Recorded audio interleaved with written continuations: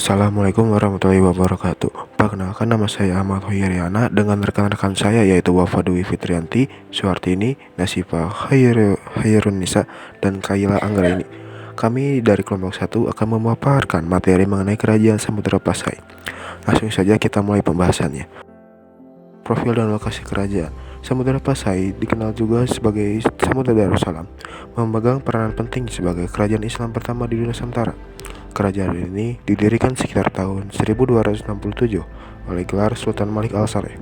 Secara geografis, kesultanan ini terletak di pesisir pantai utara Sumatera, atau lebih tepatnya wilayah Aceh saat ini, dan memiliki kedekatan wilayah dengan Perlak. Sejarah utama. Keberadaan dari Kejayaan Samudra Pasai tercatat dalam beberapa sumber sejarah penting, baik dari catatan penjajah asing maupun literatur lokal. Pertama, Marco Polo 1292. Penjajah asal Italia ini singgah di Sumatera dan memberikan kesaksian bahwa penduduk di sekitar Perlak telah memeluk agama Islam. Ia juga mencatat kekagumannya terhadap kemajuan yang telah dicapai oleh kesulitan tersebut.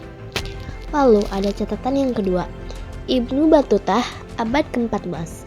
Musafir asal Maroko ini mengunjungi Pasai sebanyak 2 kali.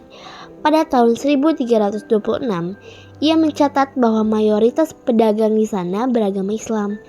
Tahun 1345, ia mendeskripsikan Pasai sebagai pelabuhan internasional yang sangat ramai, menghubungkan pedagang dari Tiongkok, India, dan Nusantara. Dalam karyanya Tuhfat al-Naza, ia memuji keindahan negeri tersebut dan menetapkannya sebagai pusat studi Islam di Asia Tenggara. Lalu catatan yang ketiga atau yang terakhir yaitu Hikayat Raja-Raja Pasai. Ini merupakan sumber lokal berupa karya sastra berbahasa Melayu yang ditulis sekitar abad ke-14. Isinya merangkum perjalanan sejarah kesultanan mulai dari proses pendiriannya oleh Merah Silu hingga masa keruntuhannya setelah ditaklukkan oleh Kerajaan Majapahit. Kondisi sosial politik kesultanan. Pendirian. Menurut para ahli, diperkirakan berdiri sejak pertengahan abad 11. Dinasti awal yang berkuasa adalah dinasti Merah Khoir, kemudian dilanjutkan oleh dinasti Merah Silu dengan Sultan pertama Malik Al-Saleh pada tahun 1267 sampai 1292. Masa kejayaan terjadi pada masa Sultan Mahmud Malik Az-Zahir.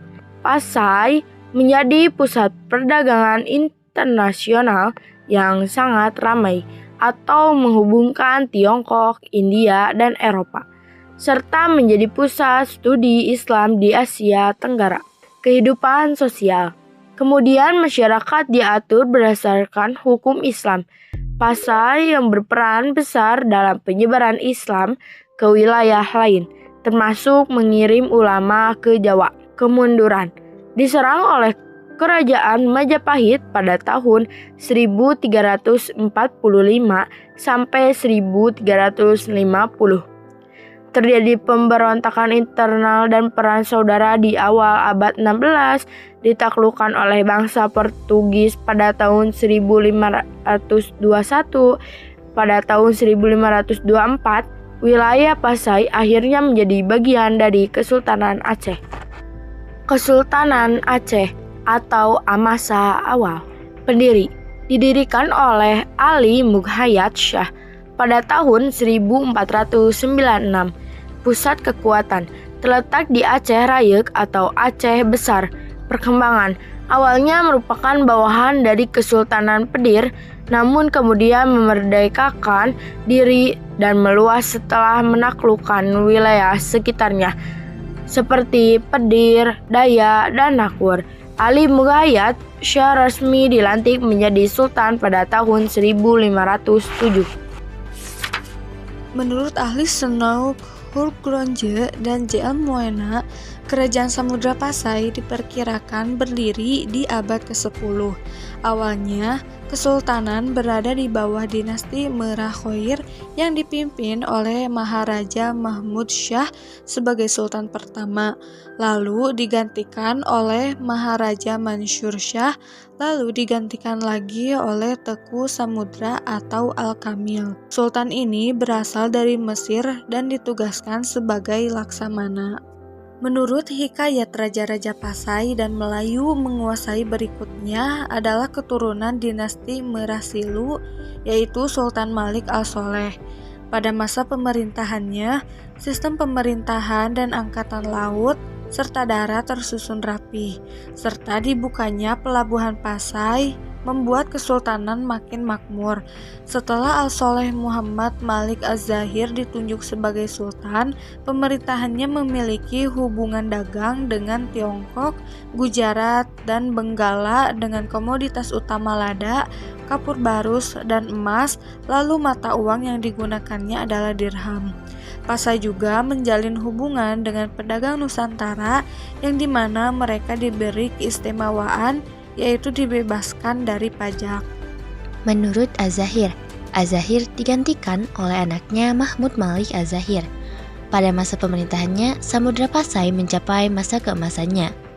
Pada masa ini, Ibnu Batullah kembali lagi lalu menemui sultan di negeri Sumatera atau Samudra, menyambutnya dengan ramah dan masyarakatnya menganut mazhab Syafi'i.